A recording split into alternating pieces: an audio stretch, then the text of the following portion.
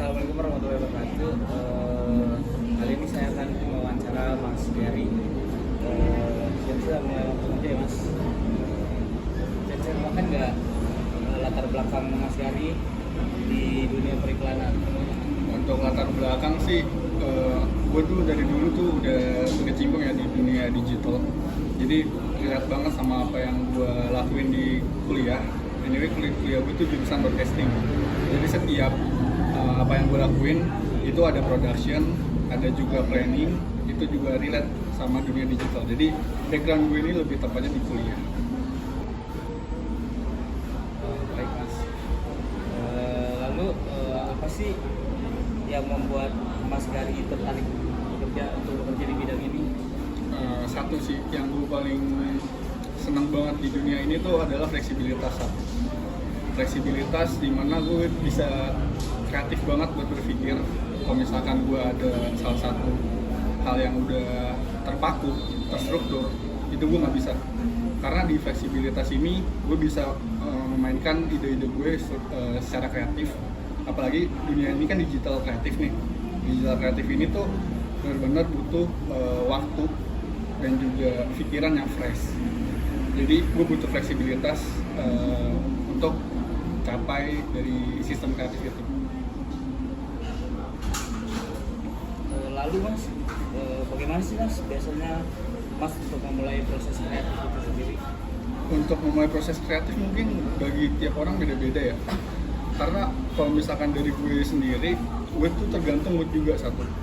Dan kedua, kalau ini sebenarnya nggak usah diikutin banget ya. Ini kedua deadline. Kalau misalkan deadline udah mau besok nih harus dikumpul, udah mepet, itu gue langsung kayak nyari nih apa yang harus dikerjakan dan juga secara kreatif juga. Terutama kan udah dibantu sama dunia digital juga nih, apalagi ada ChatGPT. Jadi ChatGPT itu menurut gue sangat membantu gue untuk cari ide-ide yang fresh dan juga kreatif. Jadi itu nggak kayak kita amatin banget dari kompetitor. Misalkan gue punya brand, itu di brand kayak wah kayaknya kalau misalkan kita ngikutin kompetitor kayak ini bakal sukses. Mungkin emang bener parameternya sukses, cuma idenya cuma di situ-situ lagi. Cuma kalau misalkan kita membuat sesuatu yang baru, itu better banget dan juga kita bisa achieve something lah di industri tersebut. Lalu Mas, pernahkah Mas Gary mengalami kreatif block? Kalau pernah, bagaimana sih Mas cara mengatasinya? Kreatif block tuh udah pasti ya. Kalau misalkan kita di dunia industri yang butuh ide-ide kreatif, itu pasti ada. Kalau untuk solusinya sebenarnya banyak sih. Ini relate juga sama apa yang lu kerjakan nanti. Karena kalau misalkan lu di dunia kreatif, lu nggak bisa sendiri kerjanya. Itu pertama. Dan ketika lu nggak bisa kerja sendiri, pasti lu bakal kolaborasi sama tim lu. Salah satu hal kalau misalkan gue kena kreatif block, itu gue pasti discuss, brainstorm sama tim gue. Kalau misalkan ada sesuatu yang kurang apa gimana, kita bisa tanyakan. Terus lanjut lagi, kalau misalkan emang lu udah mentok sama tim, sama temen-temen lu lah, lu bisa tanya juga balik lagi ke jawaban gue sebelumnya. Itu ada ChatGPT juga. Karena di dunia ini kita bisa manfaatin lah. Kita jangan jadi orang-orang yang buta sama tren, jangan buta sama update-update terbaru. Kita harus ngikutin dan kita harus adaptasi. Jadi ChatGPT dan juga kolaborasi sama tim itu wajib banget. Terus gimana sih Mas cara memahami audiensi target dengan cara Mas Gary? Mungkin kalau misalnya ngomongin audiens target masih terlalu umum ya, karena gue tuh handle brand. Dan kalau misalkan lo yang handle brand, lo harus tahu nih brandnya itu target audiensnya siapa. Jadi yang gue maksud siapa itu adalah lo bisa based on location sama gender dan geografik. Pertama, lo harus tahu nih si produk lo ini condongnya tuh lebih kemana sih. Kayak misalkan Jabodetabek ataupun mau di lokal market, itu lo harus tahu.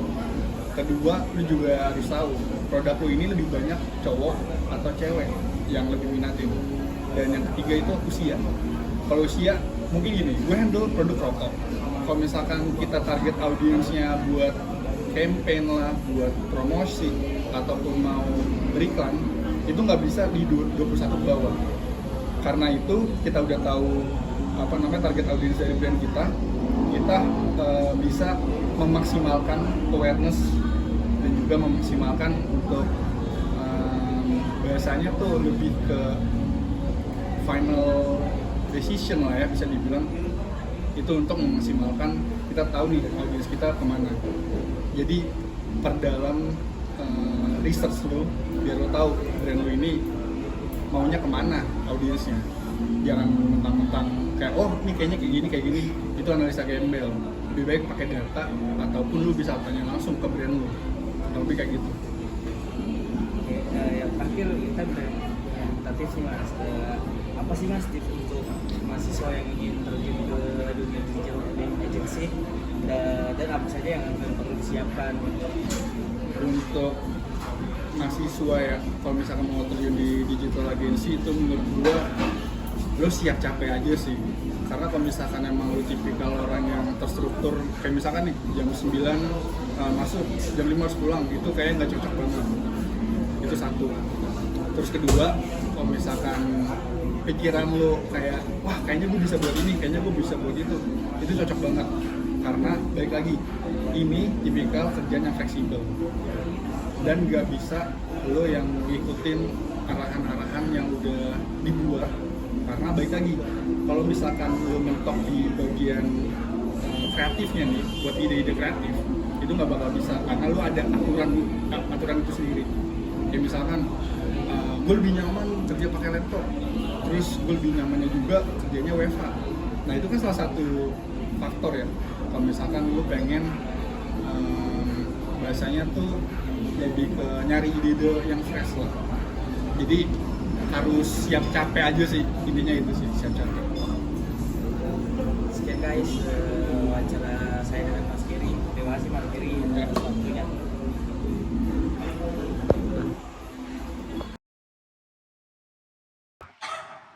Assalamualaikum warahmatullahi wabarakatuh. Jadi kali ini saya akan wawancara Kadila. Jadi Kadila ini seorang yang bekerja di bidang public relation. Jadi bisa diceritakan nggak sih Kadila latar belakang Kadila dan bagaimana Kadila mulai bekerja di bidang public relation? Sebelumnya aku perkenalan dulu kali ya. Namaku Dila. Aku kerja di salah satu startup lokal brand, namanya itu Jennifer Wallet. Di sini posisi aku itu sebagai relationship manager. Kalau misalnya latar belakangnya sih awalnya itu aku magang. Terus juga ngebawa topik skripsi aku tuh lokal brand ini. Jadi entah itu berkelanjutan, jadi sampai sekarang aku ada di posisi relationship manager ini gitu. Jadi apa sih yang membuat Kadila untuk tertarik untuk bekerja di bidang public relation ini? Mungkin awalnya karena emang menyesuaikan dengan jurusan aku di kampus sebelumnya, karena emang aku itu based on public relation majornya. Terus juga dari situ kan di public relations itu mostly memang yang berhubungan dengan berbagai pihak dan stakeholder. Jadi menurutku dengan adanya interaksi tersebut tuh bisa yang memperluas networking dan relation aku nih. Jadi kayaknya itu suatu hal yang bagus juga sih. Untuk tugasnya tuh apa aja sih Kak, tugas kakak sebagai PR di perusahaan Jennifer Wallet? Oke. Kalau misalnya untuk tugasnya sendiri sih, aku itu berhubungan dengan internal di perusahaan, itu dengan karyawan, terus juga ada beberapa di eksternal. Aku itu berhubungan juga dengan beberapa marketplace yang emang kerjasama sama Jennifer Wallet ini, jadi itu handle by aku. Terus apa sih strategi Kadila untuk yang digunakan untuk menjaga citra perusahaan Jennifer Wallet itu sendiri? Mungkin kalau misalnya untuk strategi sendiri lebih ke mengikuti perkembangan teknologi dan digital kali ya.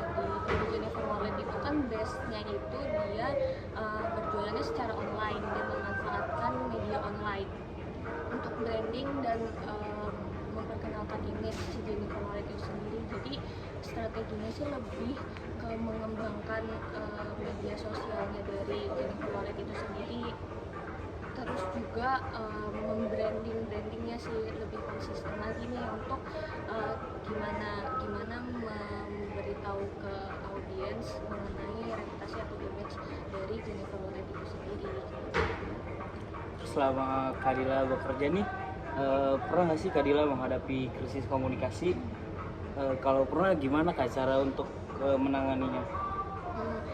Sebenarnya kalau misalnya krisis komunikasi di perusahaan itu ada, mostly itu lebih ke karena kita itu online, kita itu kan berhubungan dengan customer baik secara langsung maupun nggak langsung.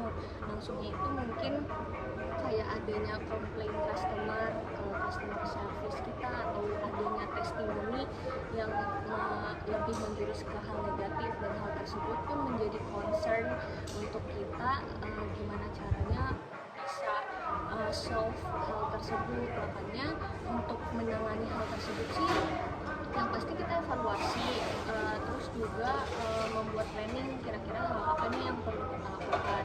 Nah dari situ kita pun bisa untuk bikin yang namanya customer relations. Jadi kita tuh ada divisi yang dimana mereka itu menghubungi para customer yang memang mungkin kurang puas dengan beberapa produk kita, dan kita menyiapkan beberapa hal yang akan menjadi benefit untuk mereka gitu.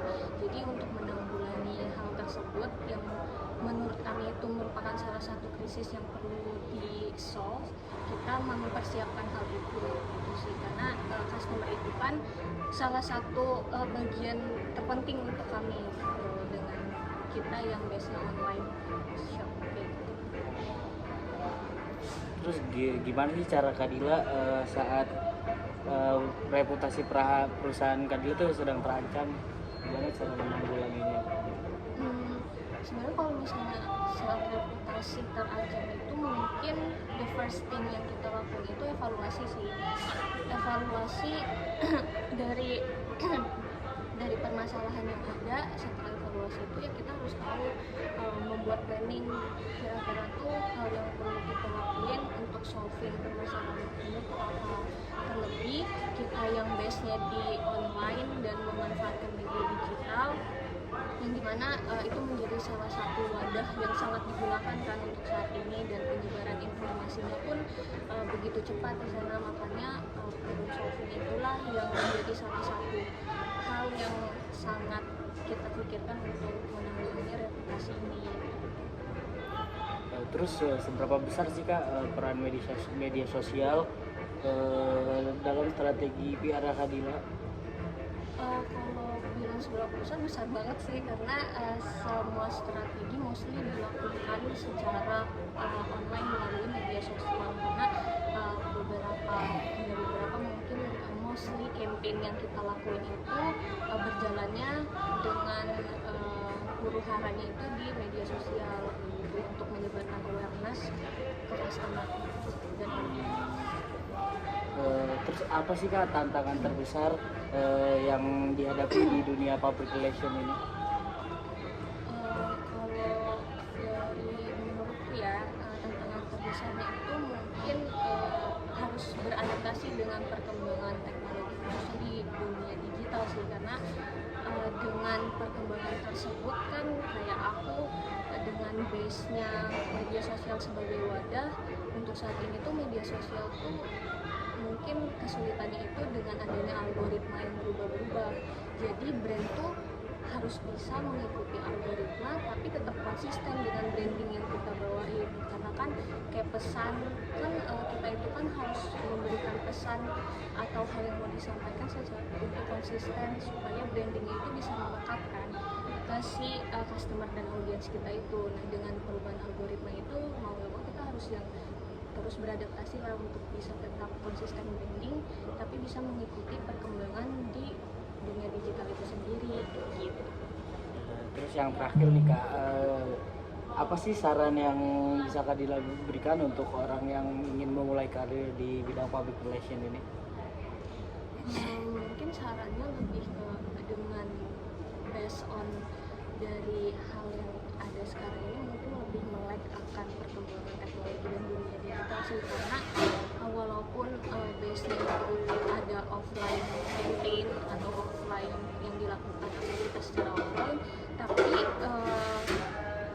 dunia digital itu menjadi salah satu hal penting, bahkan memberikan impact dan empowerment yang besar juga.